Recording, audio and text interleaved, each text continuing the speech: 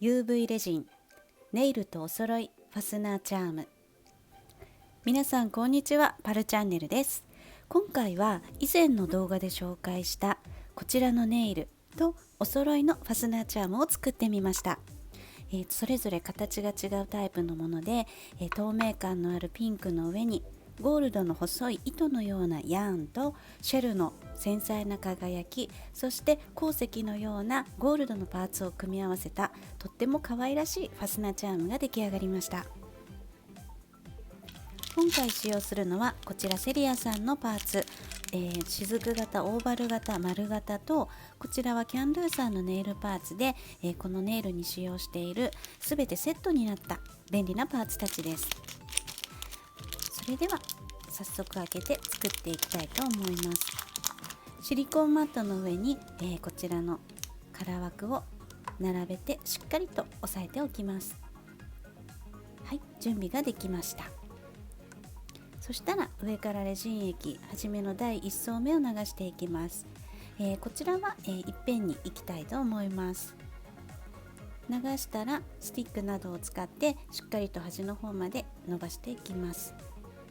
このカラー枠のチャームすごく小さくて、それぞれ4つずつ入ってとってもお得感のあるお気に入りのチャームセットですね。やっぱりシンプルな形のものはすごく使いやすいなと思いました。それでは硬化したいと思います。はい、硬化が終わりました。それぞれしっかりと固まっております。そしたらこちらのネイルとお揃いということで、ダイソーさんのホワイトとピンク、こちらのカラーレジンを使ってこの少し透け感のあるチュルンとした淡いピンクを表現したいと思います。このくらいの量に対して、ここはお好みなんですけれども、ピンクを少しずつ足して、色味を調節していきたいと思います。このホワイトのカラー少しミルキーがかったような印象で、しっかりとしたホワイトではないので、今回のこの透け感のあるピンクを表現することができました。そしたらお好みの色になるまで調整していきます。少し濃く見えるピンクなんですけれども、ホワイトと合わせると、透明感があるカラーなので、レジン液を何層にも重ねないとこのしっかりとしたピンクは出ないので、薄めにのせることを考えて、このくらいの濃さで、のせていきたいと思います。色味を見ながら少しずつ、レジン液を足していきます。はい、どんどん重ねていきます。このくらいまで入れたら、ピンクがうっすらと見えてきました。透け感のあるネイルと合わせると、このくらいの濃さでちょうどいいんじゃないかなと思います。ここはお好みで少し足すなりして、ピンクの濃さを調整して硬化したいと思います。はい、硬化が終わりました。そしたらこちらのパーツ、これとっても便利なんですよね。前の動画で紹介させていただいたんですけれども、この糸のようなヤーンとシェル、そしてこのゴールドのパーツがセットになったとっても使いやすいパーツです。それではこのヤーンをハサミで、少し短くしてカットしておきます。ここはお好みで、細かいものが良ければ短くカットして、あとは長いものを少し残しておいて、いろいろな大きさを用意しておくとアートしやすいかなと思います。このシェルもピンセットなどで少し力を加えるとパリッとパキッと割れてくれるので、とっても薄いパーツなので、こちらも細かいものと大きいものを用意して準備をしておきます。はい、これくらいですね。そしたらあとは鉱石のようなこのゴールドのパーツ、こちらも出しておきましょう。それではまずはオーバル型から作っていきたいと思います。たっぷりレジンを流します。最後にコーティングしたいと思うので、全体的に埋まるくらいで大丈夫かなと思います。そしたら、まずは1本長めのヤーンをここに配置しましょうかね。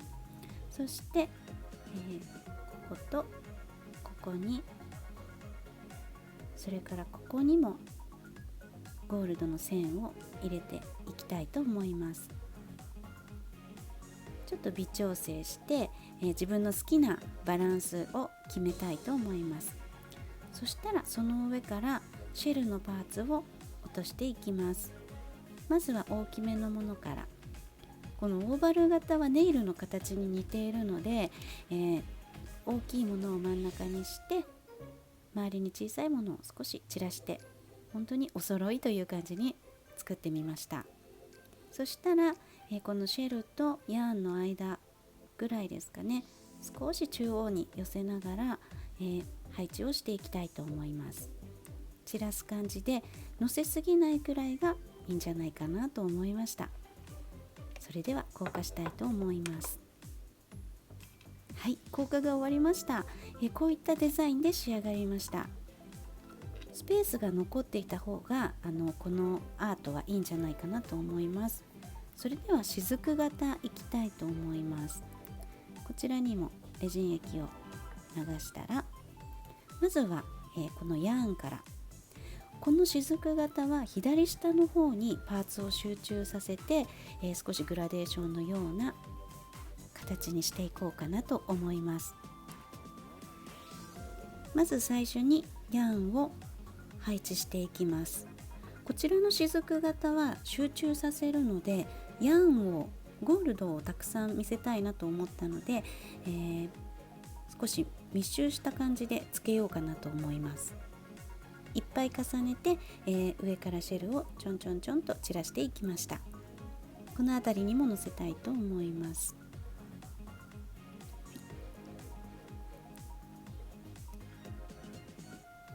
そしたら、ゴールドのパーツ、こちらの配置が一番難しかったですね。ヤーンとシェルは、自分で大きさの調節ができるんですけれども、この鉱石のようなゴールドのメタリックパーツに関しては、カットすることができないので、大きいもの小さいものももちろん入ってるんですけれども、お好みのものを探して、ちょんちょんちょんと配置をしていきます。はい、それでは硬化したいと思います。はい、雫型も出来上がりました。そしたら最後こちらの丸型デザインしていきたいと思います。これはどうしましょうかね。全体的にレジンを流して、こちらはシェルを多めに、シェルを目立たせて、デザインしたいなと思いました。まずは1本長いヤーンを配置して少しクロスさせるように置きたいと思います。これ和柄のようなデザインにも見えますね。少し和風のような印象にもなりました。丸い形だからかなという気がしております。はい、この辺りにもヤーンを置いて、これでいいでしょうかね。そしたら、大きめのシェルを選びたいと思います。こちらも中央に集めたような感じで、オーバル型よりは、少しシェル多めにしたいなと思います。これが一番ダイナミックな印象ですね、私の中では。少し微調整します。そしたらちょっと寄せて、それぞれのパーツはレジン液の中にしっかりと埋め込んでおきます。それでは最後ゴールドのパーツを周りに散らしていきたいと思います。このゴールドのパーツしっかりとした印象なので、このパーツが入ることによって最後引き締まった印象になるかなと思いました。はい、それでは硬化したいと思います。硬化が終わりました。こんな感じでデザインできました。それでは最後コーティングをしていきたいと思います。ここはお好みで、私は少しぷっくりさせた印象で作っていこうかなと思います。平らでもいいですし、今回このちっちゃい空枠なので、プチチャームという感じで、私はぷっくりさせたら可愛いんじゃないかなと思い、このくらいで仕上げました。それでは硬化します。はい、硬化が終わって完成です。ぷっくりした印象になって、裏面もシリコンマットの上に乗せていたのでつるんとした仕上がりです。気になる方は裏面のコーティングもぜひしておいてください。はい、あとはこれだけ少し膨らみが足りなかったので、もう一回レジン液を流しました。裏から見るとこういう感じです。かわいいですね。はい、そしたら、最後チャームを取り付けていきたいと思います。丸カンを広げてカニカンを通してこちらのパーツをくぐらせたら、指カンを使ってしっかりと締めたいと思います。はい、出来上がりました。ちっちゃいパーツのチャームが出来上がりました。可愛らしいですね。それでは残りの2つもつけていきたいと思います。これポーチとかにつけると本当に可愛いんですよね。ファスナーのところ、このチャームがついていると開け閉めもしやすいですしね。今回は爪とお揃いということでテンションが上がる感じに仕上がりました。丸カン横からもしっかりと押さえてしっかりと締めておきます。はい、出来上がりました。完成です。この透明感のある、それから淡いピンクがどんなものにも合わせやすく、使いやすいんじゃないかなと思います。ネイルともぴったりお揃いとなりました。そしてこちらのシェルとゴールドのパーツセットになってとっても使いやすくって、いろんなものが作れるんじゃないかと思うのでおすすめのパーツとなりました。かわいいですね。何につけましょうかね。ということでレジンネイルとお揃いファスナーチャームでした。チャンネル登録、Twitter、Instagram、TikTok もぜひよろしくお願いいたします。